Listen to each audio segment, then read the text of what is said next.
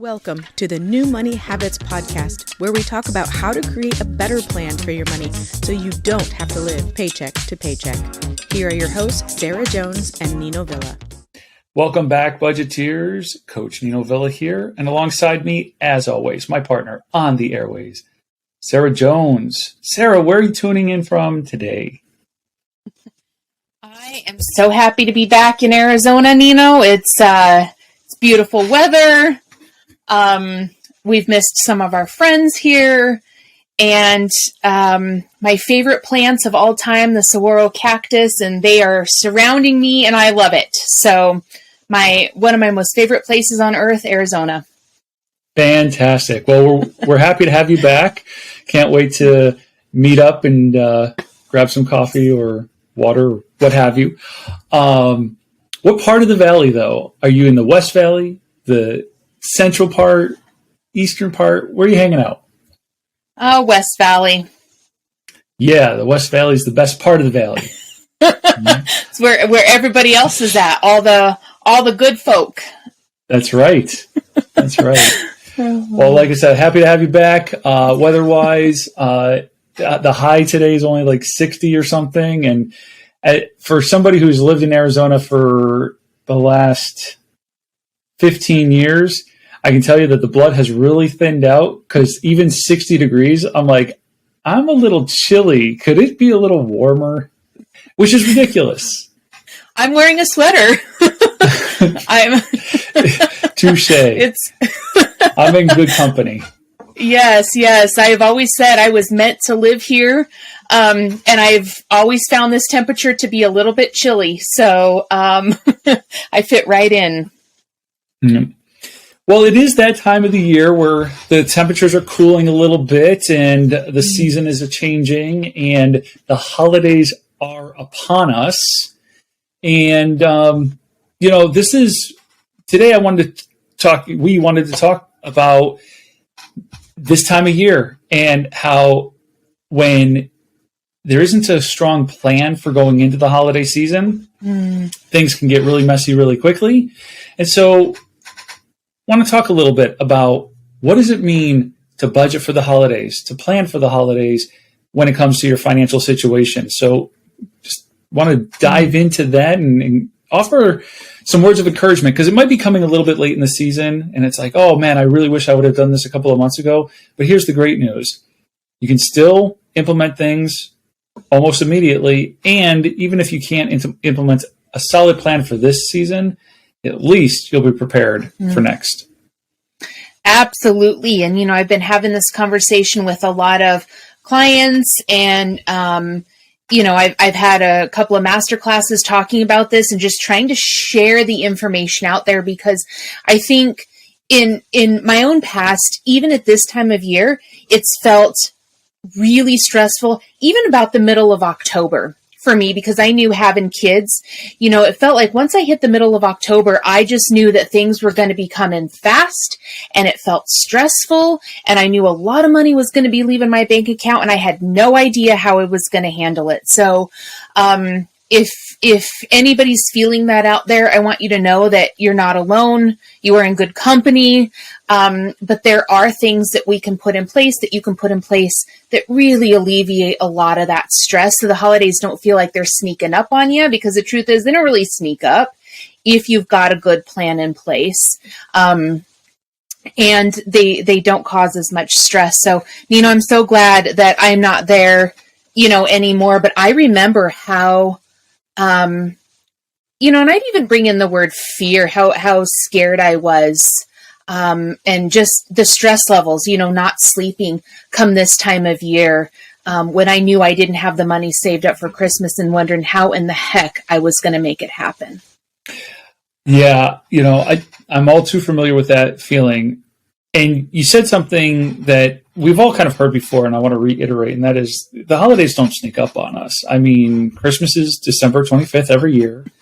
And in conjunction with that, Black Friday is always the Friday right after Thanksgiving. And so what I find interesting about this time of year too, when working with clients, and heck, I've suffered from this myself. So, it happens to the best of us. But we get to this time of the year and it's, oh yeah, Christmas is a month away. Oh, but I want to take advantage of those Black Friday deals. And I haven't done any planning leading up to this point. And so, you might start winging it, and you just kind of go after some deals because it's like, oh, that sounds like a deal, and that's a deal. And that, that's a really good price on that thing. And although I can't necessarily afford it, at least it's $300 less than it would have been or whatever. And we kind of get a little bit into a frenzy. So definitely want to talk today about whether it's this year and how to curb some of that frenzy, and certainly for years to come, just how we can plan a little bit better going into the holiday season. You know me, I like my plans. You do, and I do as well. I've when I met my husband, just a quick little side note, he is always been the spontaneous person. Let's just go and do it. Why the heck do we need to plan? And me, I'm like, hey, I need to know what my next 10 years are going to look like, right? That, what, you want to do something that we haven't talked about for 6 years? No, that's not happening, right?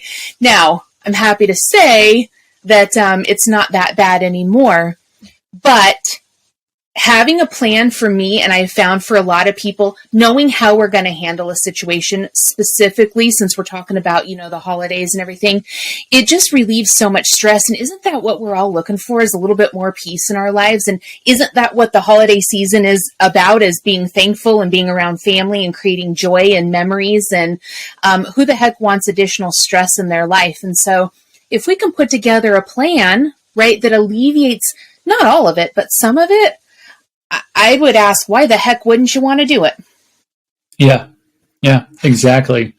So one of the things that I like to work with my clients on, and it's going to seem a little late if you're listening to this episode when it releases, or heck, after it releases, and so the holidays are like right upon us. One of the things that I think we all need to do in order to plan a little bit better is to think about these things a little bit earlier. I bring up holiday budgeting for most of my clients because while there is the idea out there that you should save up throughout the year, I work with plenty of clients who they don't really need to save up throughout the year, but by August, no later than September, you should be thinking about what is the holiday budget, what do I need to be budgeting for? Now, if it includes travel, I would say you got to do it even sooner than that. But if you're not traveling and it's more just about gift giving or participating in a big Thanksgiving dinner in which you're, bringing dishes or whatever the case may be, you just got to be thinking about those things. And so there is a process by which I do that. But I wanted to start with, you got to be planning it earlier than mid-November, right? Because mid-November, we're like, oh yes, Thanksgiving is next week or 2 weeks out or whatever. And then that's the trigger that usually triggers, oh, and then Christmas is only a month after that. Got to be thinking about these things sooner. Absolutely. And I personally, we save for Christmas throughout the year. It's something that I've done for many years, and for our household, our budget, that's what works. We know approximately how much we want to spend. And so I start planning my budget out, and we contribute to it year round. Now, if I may throw in one thing that we have done lately that has been a pleasant surprise, with interest rates growing, we have a high yield savings account, and the interest that we're earning, that's the money that we're using for our Christmas budget. So I'm not even necessarily contributing money out of our budget. I'm using the interest off of our high yield savings account to put into our Christmas fund. So just, maybe that doesn't work for some people right now, but that's something that you can use, right, going forward.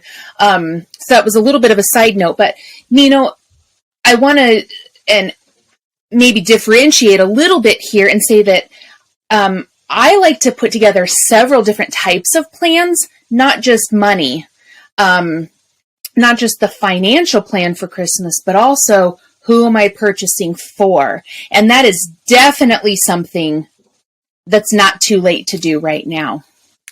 Yeah, and I'm so glad you went there because that's kind of my first step with clients as well. So when you're building out a plan, yeah, it'd be great to get to it sooner. But no matter when you get to it, the first thing on your plan is to identify who am I buying for, right? And I think I don't know that I've done it on this particular this podcast, but I know that I've definitely shared that for me, I'm one of 11 children. So I have 10 siblings. That's a lot of people to buy for if you're kind of like, I just buy for all my siblings. But because of our ages and where we are in our lives and that sort of thing, really, no one of my siblings really expect a Christmas gift. A phone call, a card, maybe, but they don't expect me to send them something. Now, there's one of my siblings who actually lives in town, and she's incredibly involved in both my children's lives. And that's not to say the others aren't, but the others don't live here, so they're not at every birthday. They don't come over for Thanksgiving and for Christmas like this particular sibling does. So that sibling makes her way on the I buy for list, while the others don't. And it's not for any other reason than that's what makes sense for us. So we sit down and we list out who we're buying for, top to bottom, and kind of get that list prepared and put together. And I love that you mentioned that about your siblings because, I've found when talking with people lately that I think sometimes we grow up with this expectation that we're supposed to buy for everybody, that we develop these feelings of guilt if we don't. And I even had a client, she said, it never even crossed my mind that I didn't have to buy for everybody.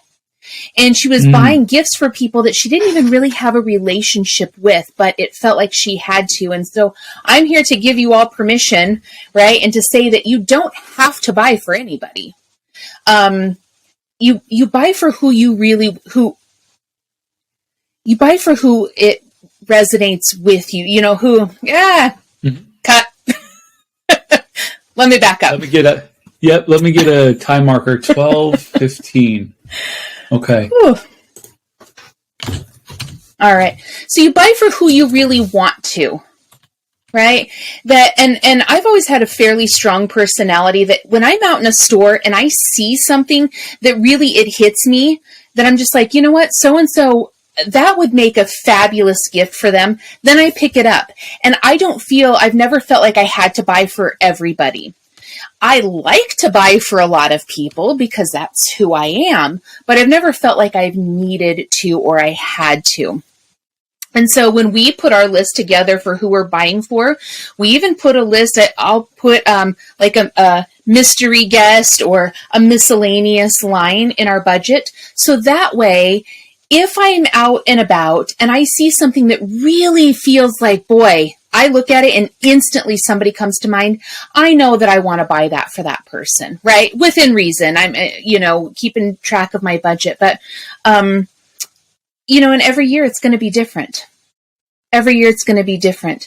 But I love that you make a list, and I love that you don't feel like you have to give for everybody, and that your family's done a really great job of not setting those expectations either. Yeah, and I think, the way that we were able to accomplish that is just through communication, right? So I have a brother who lives in Maryland, and, we don't really get to see each other, but our relationship is different than that. We spend every Friday on a video call together, and so whether we're sending gifts to one another is not relevant. Time spent together is kind of relevant for us. So that's just an example of like why one and not the other. And it's just a matter of kind of going through that for yourself. So definitely start off by listing out the people who you want to buy for. And I love the fact that, Sarah, you have kind of like that miscellaneous line item of like, there's probably somebody that I'm just going to be inspired to buy for in the moment for whatever reason. So that's awesome.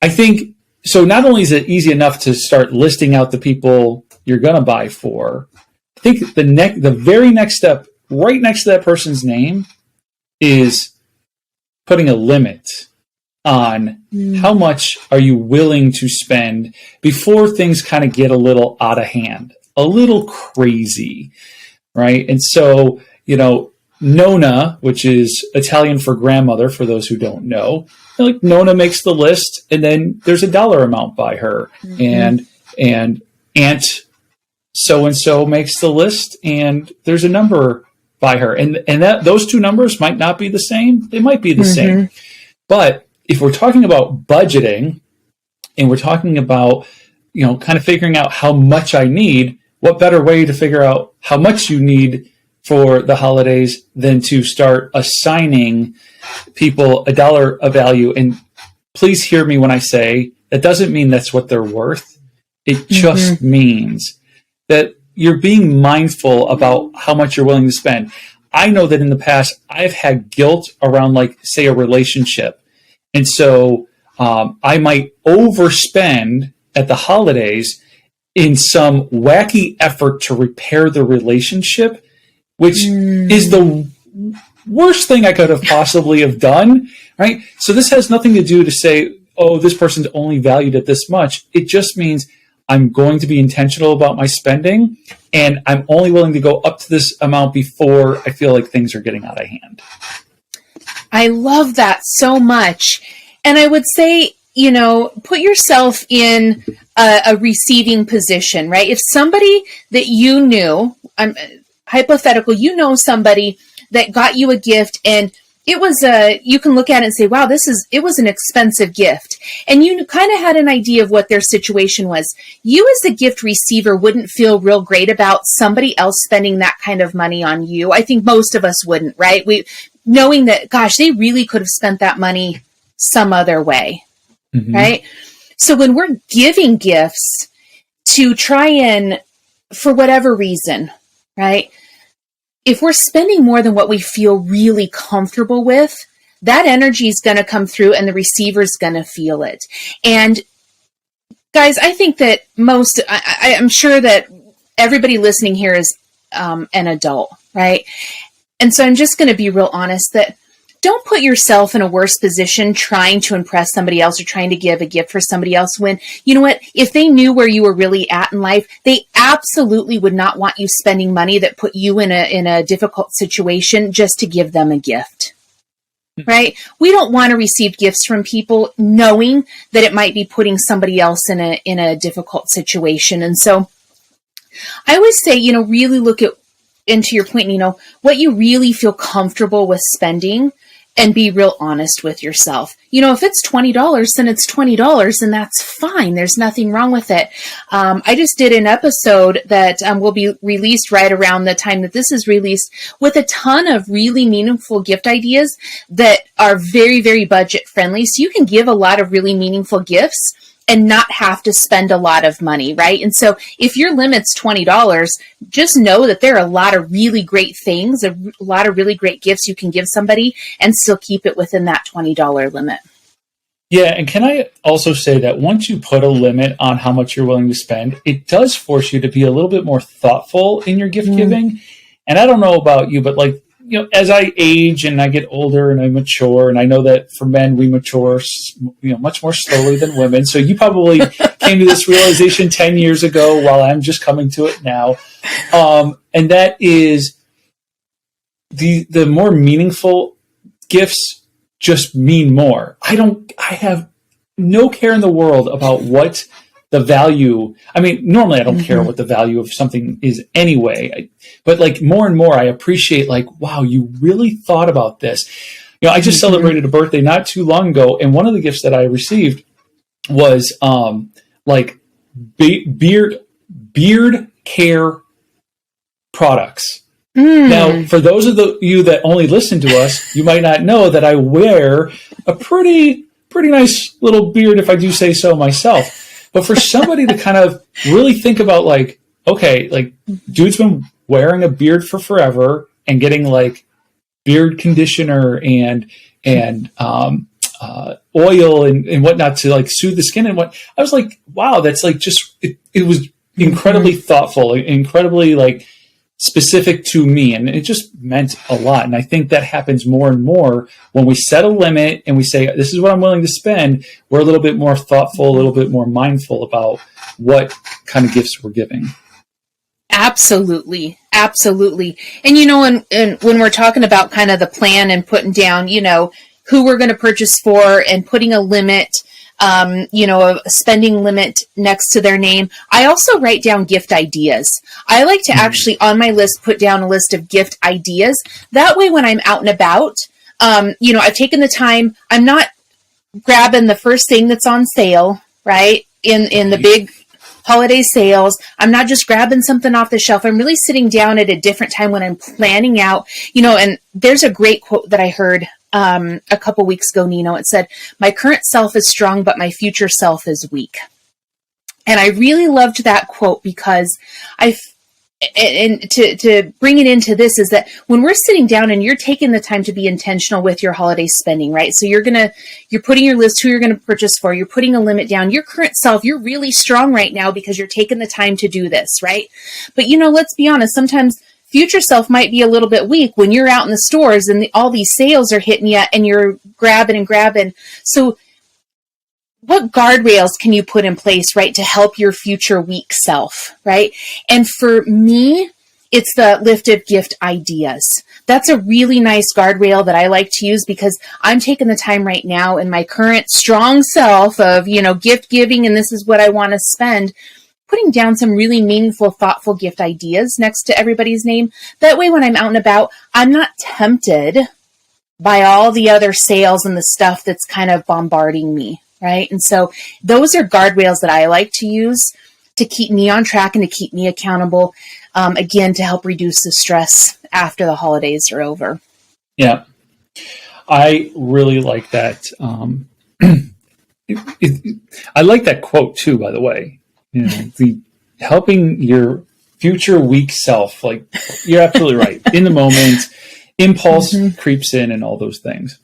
Mm-hmm. All right, I'm going to shift gears just a little bit because holidays are not just about gift giving and the people you may be buying for, but a lot of times holidays are also about the events that we attend or that we host or those types of things. So Thanksgiving dinner, and whether you're hosting or you're attending, are you contributing, like a green bean casserole or my favorite would be like the sweet potato casserole with the brown sugar and the melted marshmallows and all that stuff, right? Some people might call them candied yams, whatever. That's one of my favorites. The Italian sausage stuffing that my wife has taken from Nona's recipe and we're known for. So there are these events that you're going to also either attend or be hosting. And I think part of the holiday budget needs to be taking into account, what are we doing for Thanksgiving?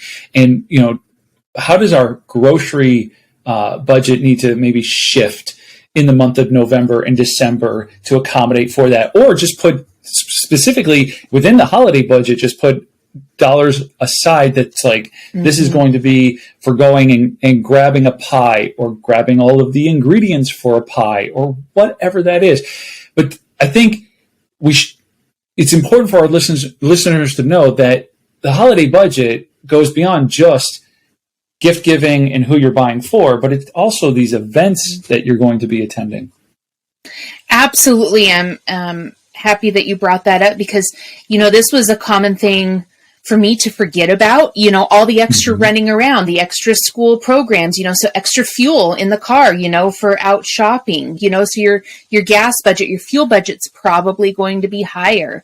A lot of times people eat out a little bit more, right? You're out and you're busy, you're getting off work and you're running, you're doing shopping. And so maybe you're going to run through the drive-through or you're going to pick up something on the way home. And so planning for either spending more in that eating out budget or putting together a better meal plan at home, right?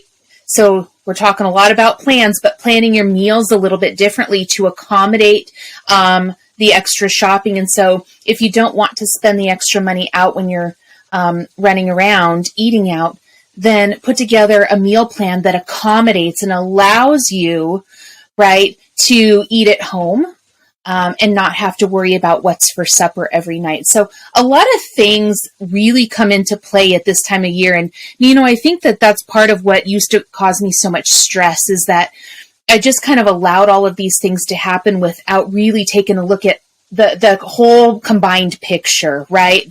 All the extra things that really do happen at this time of year. Yeah. I think those events, also now I need one. What was the time? 25:20. Nino flubbed it up. 25:20.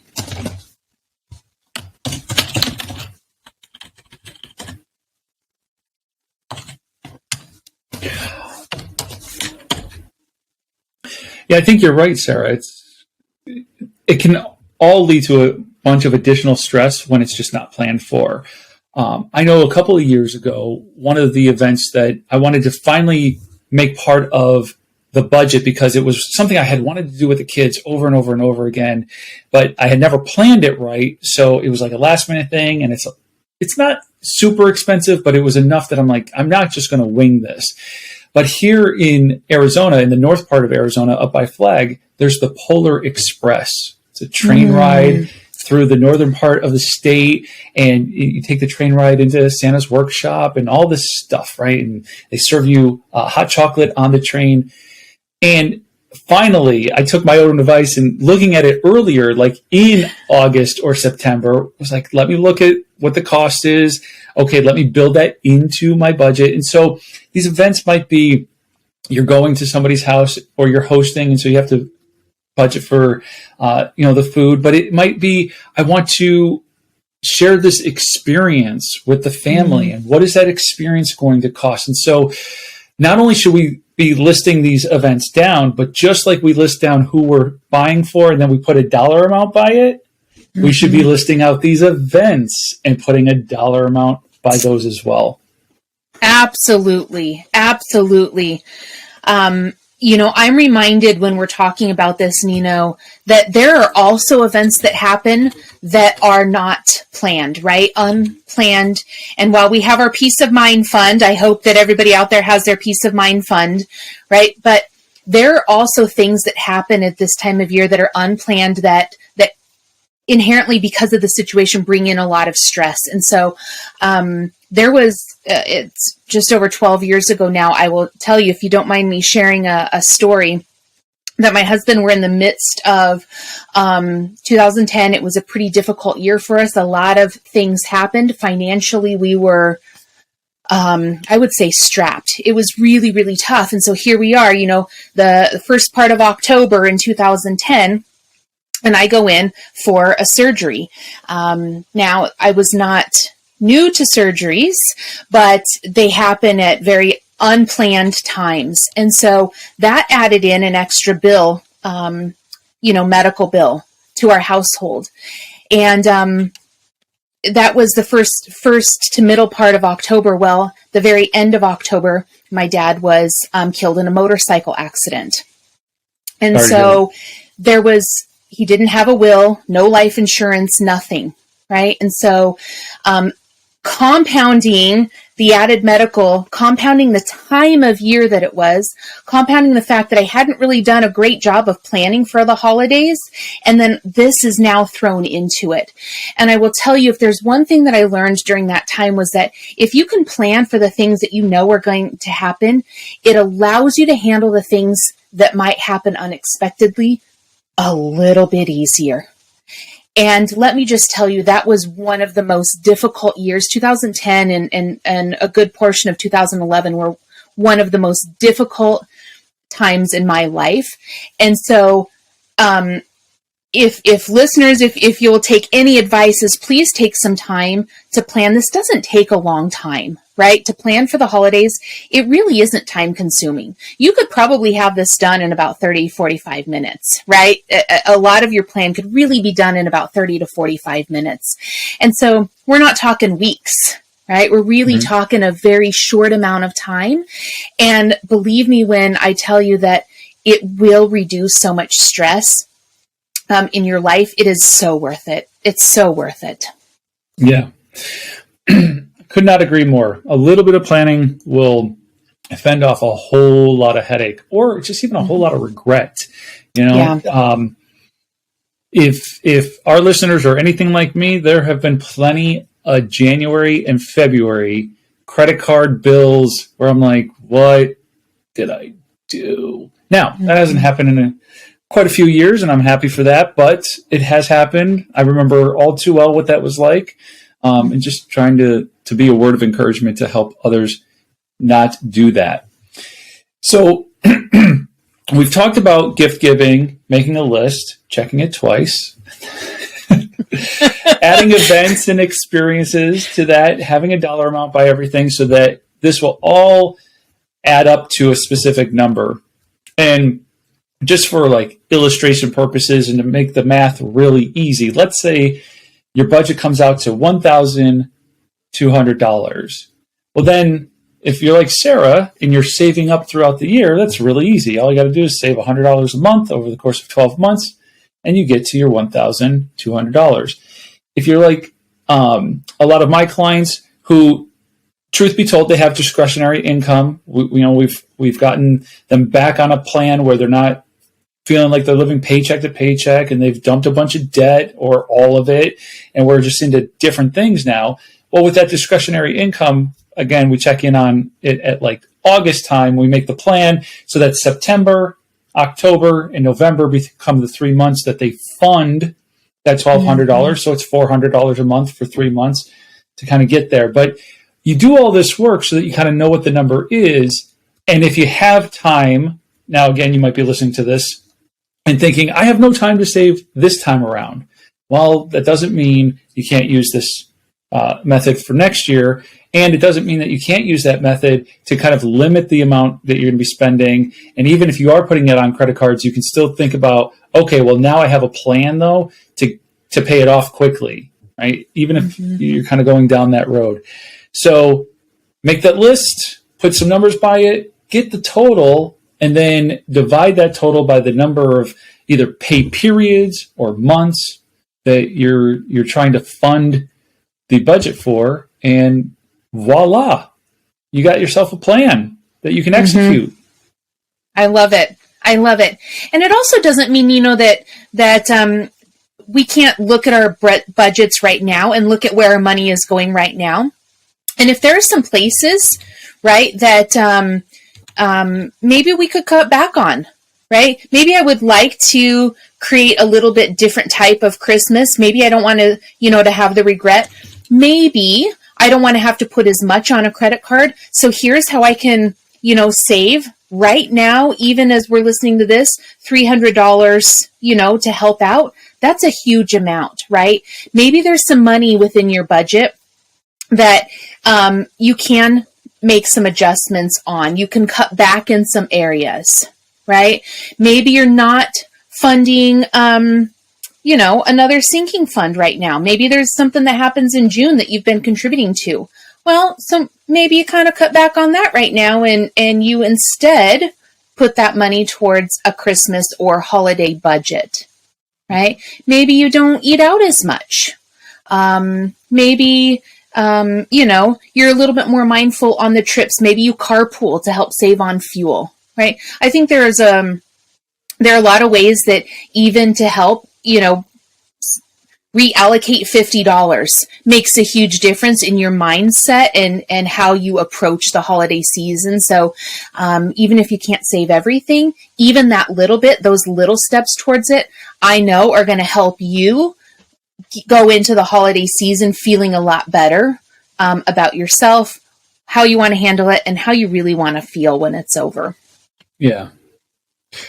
Well, and if you need, like, if you're listening to Sarah and I talk and you're like, okay, that all sounds great, but I just need a little bit of help, a little bit of encouragement, a little bit of show me the ropes. Can I just say you can go to newmoneyhabits.com, and on that, the first thing that's going to be staring at you is a button that says helpful tools. And under the helpful tools, you can find a holiday event and gift giving planner. What? We made it that simple. So a free resource for you to download, and it actually kind of walks you through like how to implement the steps that we just talked about. Let's make a list. Let's, put a dollar amount. Let's put some gift ideas down and get a sense of what we want to do and what those parameters are going to look like. So if you're looking for that level of detail and help, there's a free resource on the website, the Holiday Event and Gift Giving Planner. Awesome. I love it. Look how easy we've made it for everybody. I know, right? So, as always, great pleasure having the conversation with you, Sarah, because I love that we pull back the veil and we kind of talk about the real stuff and we talk about it in a real way and hopefully in a helpful way. So, thanks everybody for tuning in, and we'll continue this conversation next time. Thank you for listening to the New Money Habits podcast, brought to you by New Money Habits and Keeping Up with the Joneses Financial Coaching.